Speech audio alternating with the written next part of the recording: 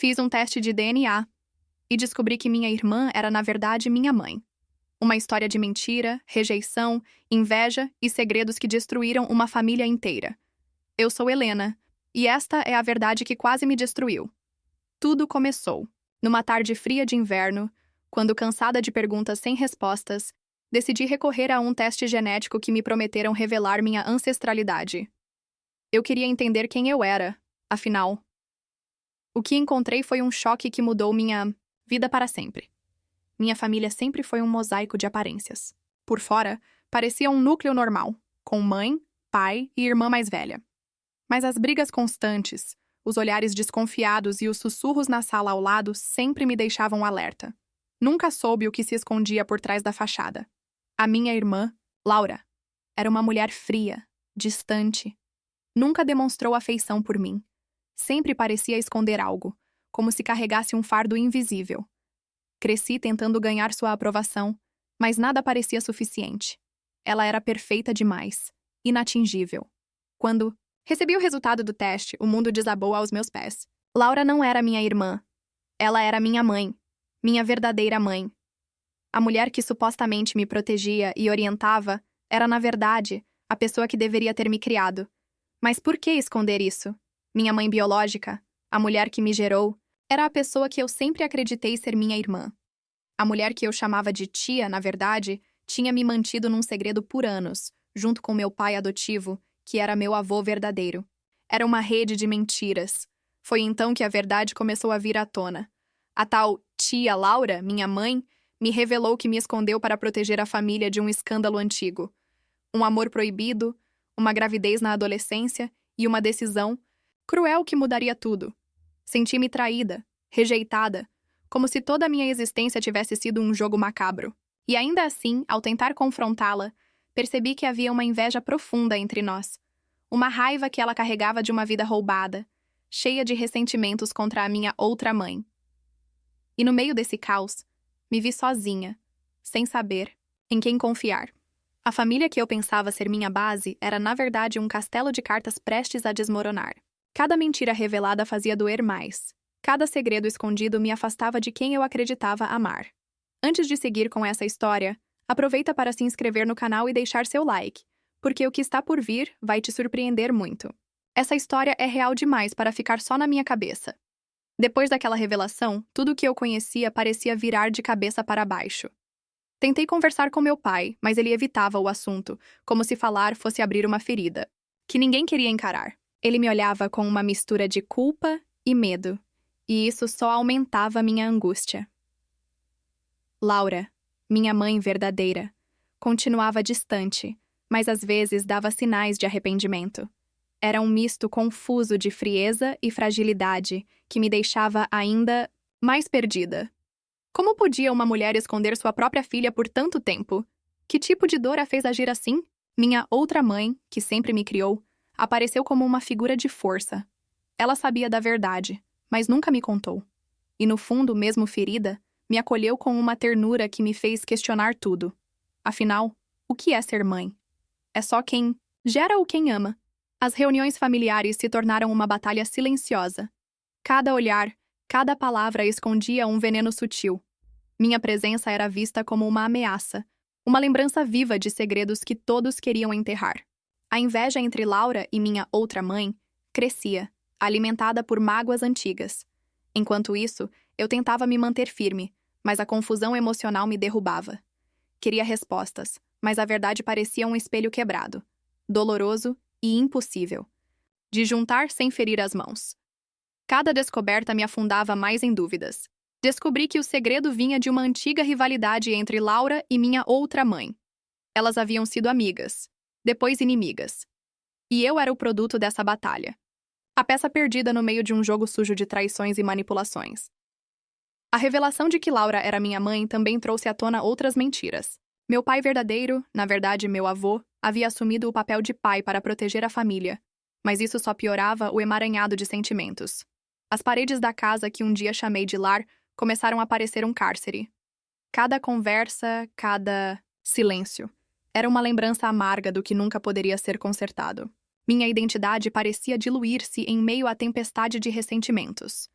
Foi então que percebi que a vingança estava a caminho, e não seria apenas minha história a ser contada, mas a de todos que se perderam nesse jogo cruel.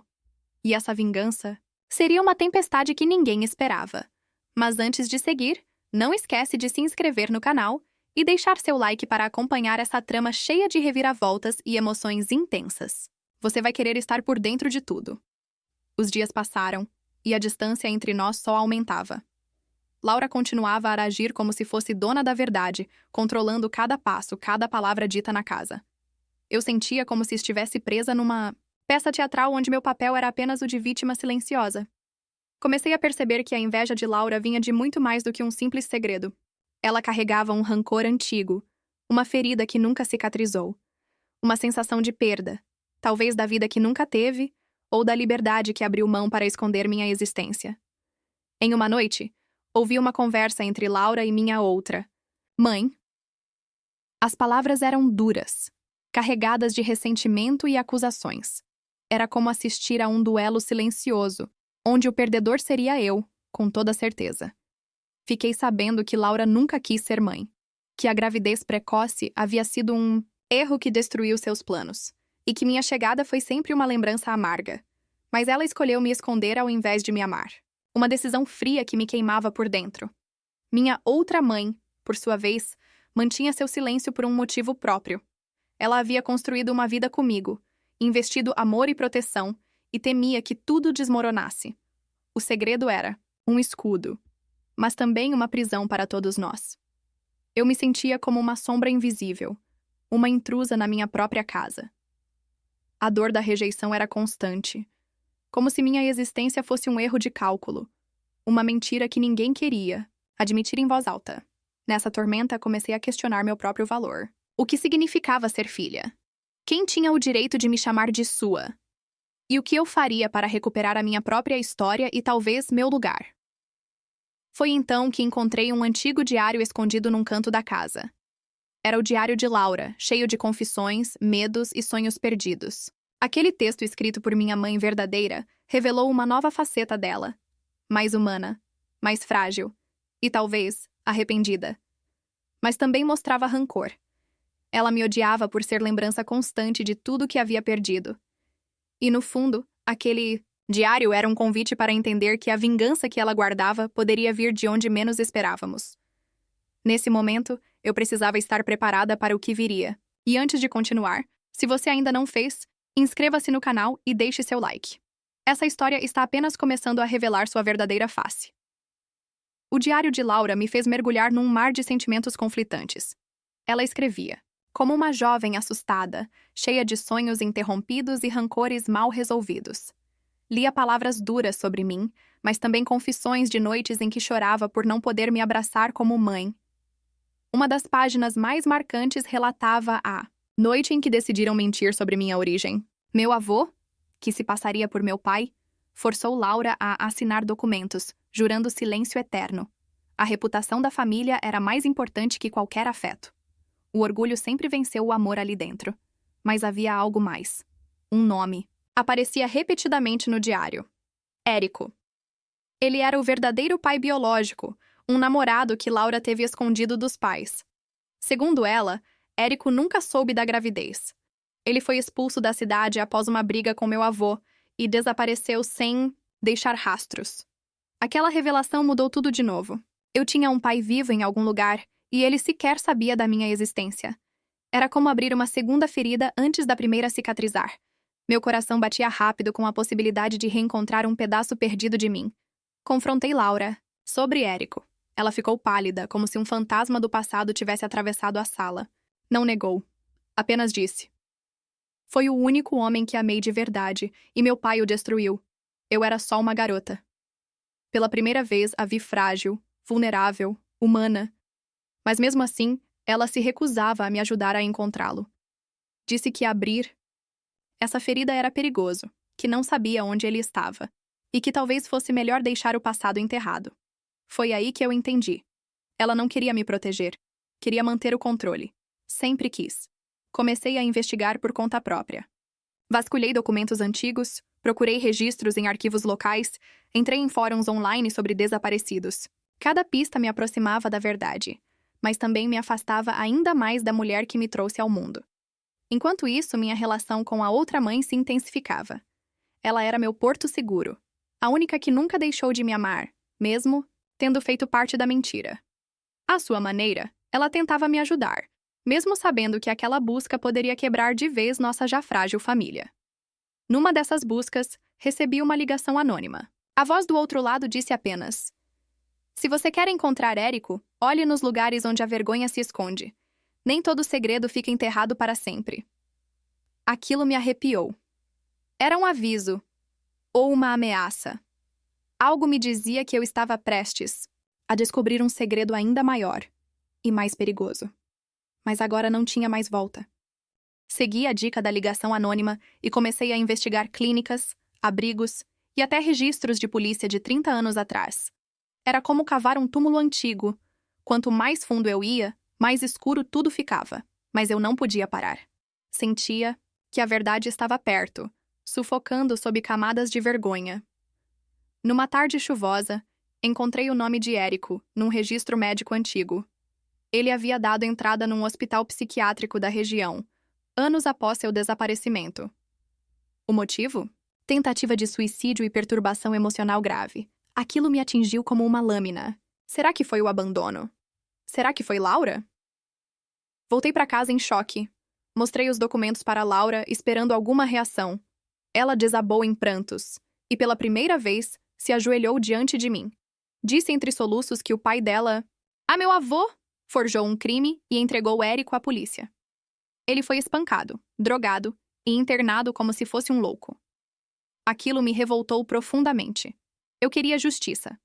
Queria encontrar Érico, dar a ele a chance de me conhecer e, talvez, de se curar. Laura, no entanto, implorava para que eu parasse. Disse que aquilo destruiria tudo, que eu não tinha ideia das consequências.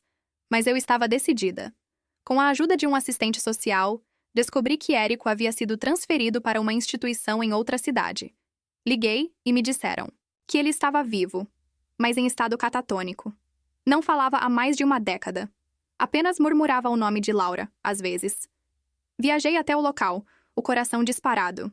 Ao vê-lo, senti uma mistura de dor, ternura e revolta. Era como se parte de mim tivesse sido apagada pela crueldade de uma geração inteira.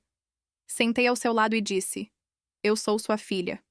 Ele piscou lentamente e uma lágrima escorreu. Naquele instante, algo em mim se quebrou. Toda a raiva, toda sede de vingança, deu lugar a uma tristeza profunda. Eu era fruto de um amor proibido, sufocado e punido. Não havia vilões simples nessa história. Havia feridos demais. Voltei para casa em silêncio. Laura me esperava. Ao vê-la, percebi que ela também estava quebrada. Ela havia sido vítima e cúmplice. Amou errado, mentiu, perdeu. E agora, vivia com o peso de tudo o que poderia ter sido diferente. Eu queria entender, mas não perdoar. Ainda não. E talvez nunca. Mas ali, diante dela, vi uma mulher despedaçada e uma vingança se formando não de mim para ela, mas do destino para todos nós. E se você chegou até aqui, aproveita para se inscrever no canal e deixar seu like. Essa história ainda guarda revelações que vão te surpreender e feridas que ainda vão sangrar. Nos dias que se seguiram, minha mente oscilava entre a dor da descoberta e a urgência de reconstruir algo com Érico. Mesmo em estado catatônico, eu voltava à clínica, levava fotos minhas, falava com ele por horas e lia trechos do diário de Laura, os bons. Queria que, de algum jeito, ele soubesse que não estava mais sozinho. Numa das visitas, Érico apertou minha mão. Foi leve, quase imperceptível, mas real. A enfermeira ficou emocionada. Disse que era a primeira reação física dele em anos. Aquilo reacendeu algo em mim. Talvez ainda houvesse tempo. Talvez o destino pudesse de alguma forma se redimir. Enquanto isso, em casa, Laura mergulhava em um silêncio cada vez mais profundo. Ela mal comia, evitava o olhar de todos e passava horas encarando a janela do quarto. A mulher arrogante e controladora havia se transformado em uma sombra do que já foi. Certo dia, entrei no quarto dela e a encontrei olhando uma foto antiga. Era ela com Érico, jovens, sorrindo, antes de tudo desmoronar. Ela disse com a voz fraca: "Se eu pudesse voltar no tempo, teria fugido com ele. Mas eu fui covarde e deixei você pagar o preço." Foi a primeira vez que ouvi um arrependimento tão direto. Não era uma desculpa, mas uma confissão amarga. do tipo que fica presa no peito por décadas. Aquilo me tocou, mas também me alertou. Ela estava afundando em si mesma. Na tentativa de trazer algum alívio àquela dor, decidi reunir toda a família e contar toda a verdade de uma vez por todas. Chega de segredos, de sussurros, de histórias contadas pela metade. Era a hora de rasgar o véu de mentiras que cobria nossa história há tanto tempo. A noite do jantar chegou. Sentaram-se à mesa, minha avó, alguns tios, primos e Laura, pálida, como se estivesse indo para o próprio velório. Contei tudo, sobre o teste de DNA, Érico, o diário, as mentiras, a internação forjada. Cada palavra caiu como uma bomba. Minha avó tentou me interromper, mas eu continuei. Ela chorava, mas era tarde demais. O veneno da verdade já havia sido derramado. E ali, diante de todos, Laura se levantou e gritou. Eu fiz tudo o que mandaram. Eu fui uma boneca na mão de vocês, mas ela é minha filha, sim, e vocês me fizeram odiá-la. Um silêncio mortal se instalou. Ninguém esperava aquela explosão. A matriarca da família, minha avó, saiu da sala aos prantos, e eu percebi que a estrutura daquela família nunca mais seria a mesma. Mas pela primeira vez, eu não era mais um segredo. Foi nesse momento que entendi. A vingança do destino já estava acontecendo, e ela ainda não havia terminado. Depois daquele jantar, minha família virou um campo de guerra silencioso. A verdade, mesmo quando liberta, pode queimar como ácido. Ninguém olhava mais nos olhos uns dos outros. Os sorrisos falsos desapareceram. As visitas cessaram. As ligações também. Laura passou a dormir a maior parte do tempo. Começou a tomar remédios. E o pouco brilho que restava em seus olhos se apagava dia após dia. Eu a observava com uma mistura de compaixão e raiva. Queria abraçá-la e empurrá-la ao mesmo tempo. Meu coração era um campo minado. Enquanto isso, Érico começou a apresentar melhoras leves, mais consistentes. Abriu os olhos por mais tempo. Tentou formar palavras, até sorriu quando mostrei uma foto minha pequena. Aquilo foi como um sopro de esperança. Mesmo que ele nunca voltasse totalmente, só o fato de saber que eu existia parecia lhe dar algum alívio. Voltei a escrever. Escrever me ajudava a colocar as peças no lugar. Escrevi sobre minha infância, sobre os sonhos que tive e que não eram realmente meus. Eram sonhos plantados por uma mentira.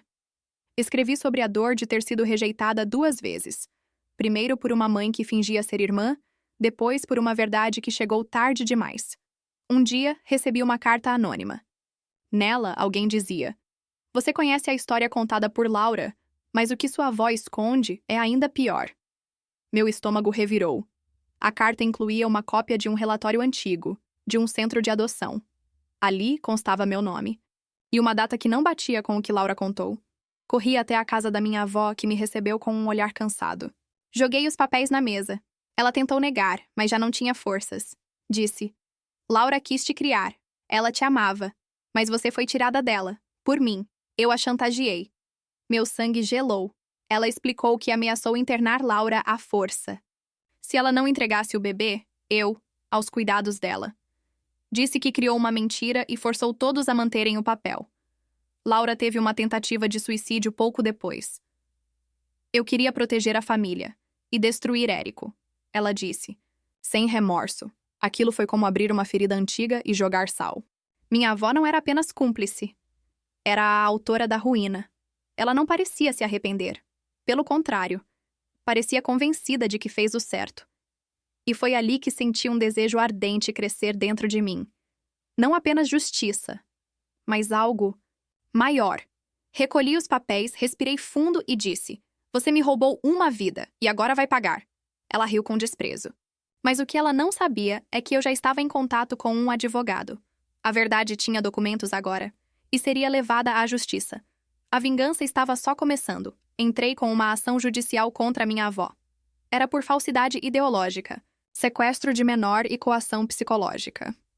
Eu sabia que seria um processo difícil, arrastado e talvez até humilhante para a família. Mas eu precisava disso. Pela menina que fui. Pela mulher que me tornei. A repercussão foi imediata. Meus tios ficaram furiosos.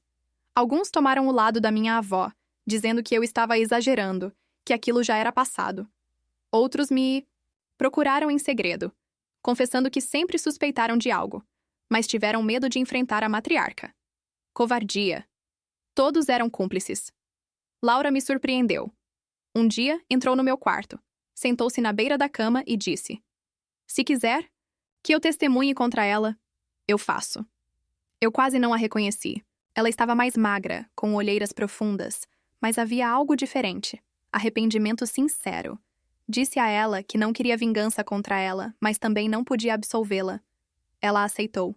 Disse que entendia. Pela primeira vez choramos. Juntas. 2 gerações marcadas por mentiras e silêncios, tentando costurar um laço onde só havia nó. Na audiência, minha avó manteve o ar altivo. Negou parte das acusações, tentou dizer que era pela segurança de todos. Mas os documentos, o diário de Laura, a carta anônima e o depoimento da própria filha desmontaram sua fachada. A juíza olhava com olhos frios. O que era feito? Em nome da família, agora era interpretado como crime. O veredito determinou que minha avó fosse levada a julgamento formal, e mesmo com a idade avançada, poderia ser condenada. Aquilo caiu como uma bomba no seio da família, mas eu me sentia leve. Pela primeira vez, alguém pagaria por toda a dor. Enquanto o processo seguia, comecei um canal de vídeos. Falei sobre minha história. Claro, com nomes trocados. Milhares de pessoas começaram a acompanhar. Comentários de apoio, relatos de traumas parecidos, e até convites para entrevistas surgiram. Descobri que minha dor não era única. E isso me deu força. E se você está acompanhando até aqui, deixa seu like, comenta o que você faria no meu lugar. E se ainda não se inscreveu, esse é o momento. A história ainda vai virar. E você não vai querer perder o que vem a seguir. Mas eu não sabia que a maior reviravolta ainda estava por acontecer.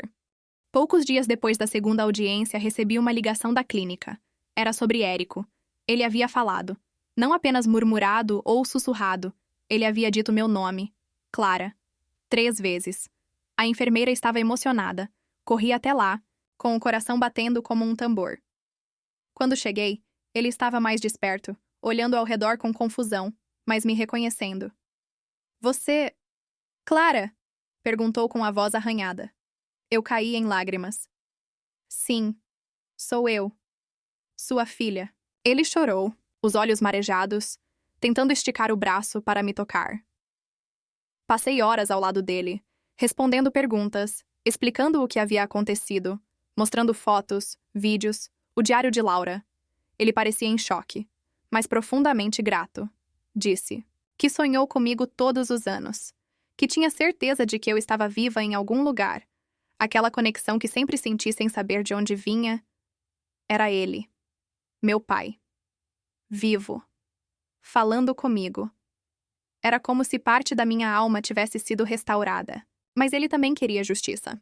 "Não deixe o que fizeram com você passar impune", disse com voz firme.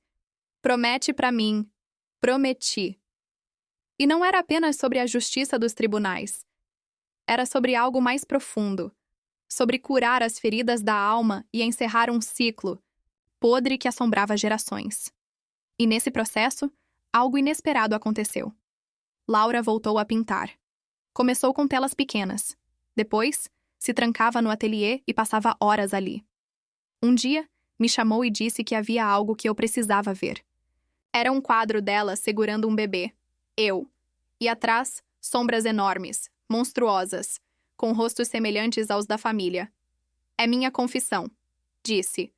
Decidi que usaria aquele quadro em um evento que organizei com outros sobreviventes, de histórias familiares traumáticas. Era hora de dar voz ao que foi silenciado. Fizemos uma exposição, uma roda de conversa e depois, uma sessão de vídeo contando minha história. Muitos se emocionaram. Pessoas me abraçaram, outras contaram suas histórias também. Eu não era mais a menina ferida do passado. Eu era uma mulher reconstruída. Mas quando voltei para casa naquela noite, algo me esperava na porta. Um envelope preto. Dentro, havia uma foto da minha avó com um homem desconhecido, e Laura, ainda adolescente, ao fundo. No verso, uma mensagem escrita à mão. Nem tudo foi contado. Há algo mais sombrio. Laura mentiu sobre Érico. Procure pela fita de 1989. Meu mundo virou de novo. A fita de 1989.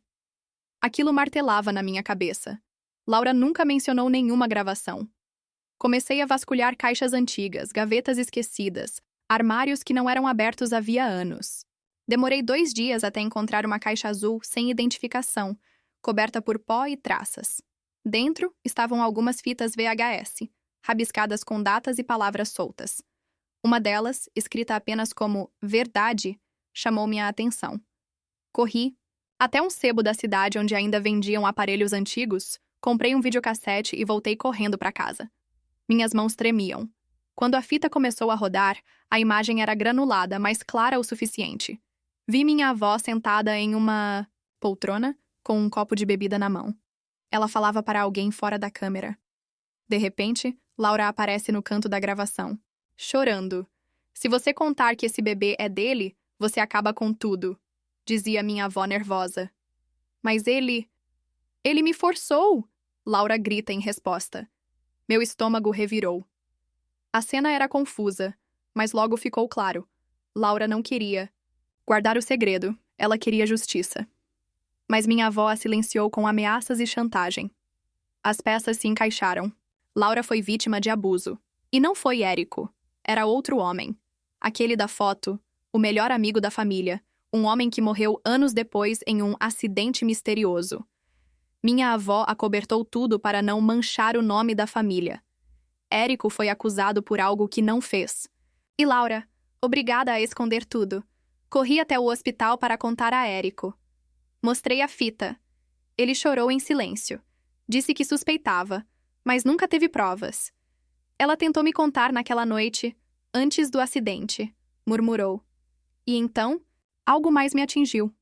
O acidente de Érico. Foi mesmo um acidente? Voltei a fita e a revi várias vezes. Em um trecho quase imperceptível, minha avó sussurra.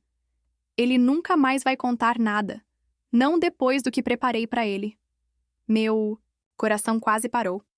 Ela mandou sabotar o carro. Tentou matar Érico para proteger o segredo. Aquilo foi a gota d'água. Reuni todas as provas. Voltei ao tribunal e reabri o caso. Dessa vez, a promotoria levou tudo a sério. Minha avó foi presa preventivamente. E Laura, mesmo com todo o trauma, teve sua história finalmente acreditada e documentada. No dia da sentença, o juiz olhou firme para minha avó e disse: A senhora não destruiu apenas uma vida. Destruiu gerações. Ela foi condenada à prisão domiciliar devido à idade, mas perdeu tudo: respeito, herança, dignidade.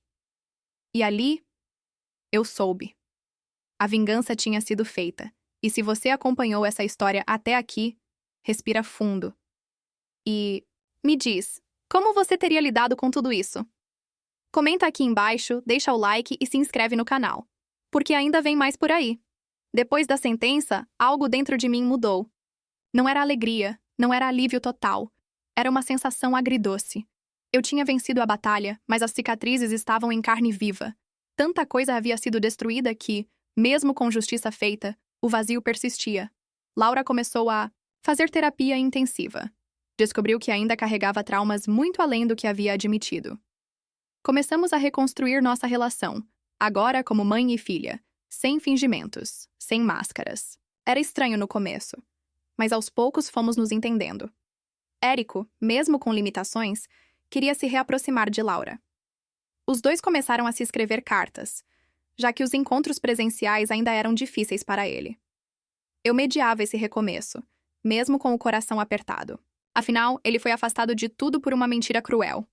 Com a repercussão da minha história, fui convidada para escrever um livro. Aceitei.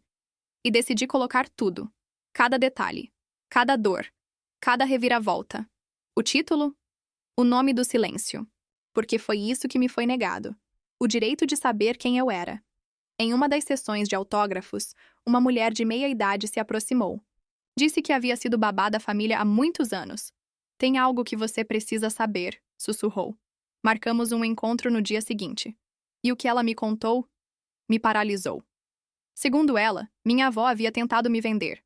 Sim, vender. Quando nasci, ela entrou em contato com um casal rico de outra cidade.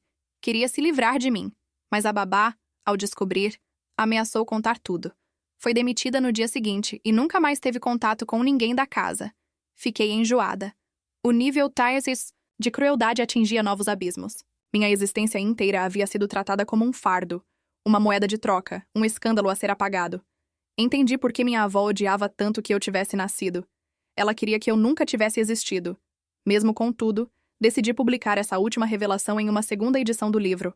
Não por vingança, mas porque eu já não queria mais esconder nada. A verdade precisava ser escancarada. Era meu grito final contra o silêncio que me foi imposto. A mídia pegou o caso novamente. Programas, reportagens, debates. Laura ficou assustada, mas me apoiou. Disse que agora entendia que esconder só alimenta monstros. Você me ensinou a não ter mais medo, disse ela com lágrimas nos olhos, e pela primeira vez ouvi dela o que sempre sonhei escutar. Eu te amo, filha.